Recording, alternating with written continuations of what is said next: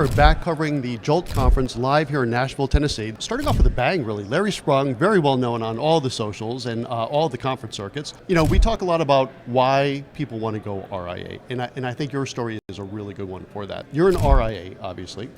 Could you have done this at a wirehouse? Absolutely no. There's no way. I was with a wirehouse early on in my career, and then I was also with an independent broker-dealer.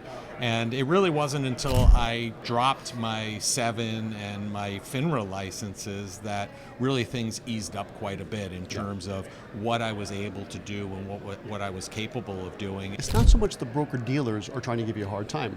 FINRA compliance is very different than SEC compliance, right? And I have nothing but great things to say about my former IBD, Raymond James.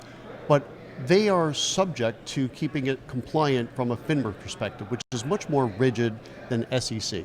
Which is not to say the SEC is the Wild West, but I feel it's more reasonable in that you're already a fiduciary. Yeah, I agree. At the end of the day, right, it's all about protecting the consumer, right, and making sure that, there are bad actors in every industry and every profession, and making sure that they're given the guardrails that they need to operate in. And I think that the SEC is just a little bit more forward thinking from that entrepreneurial side than FINRA is. It's not good or bad, it's just the way it is.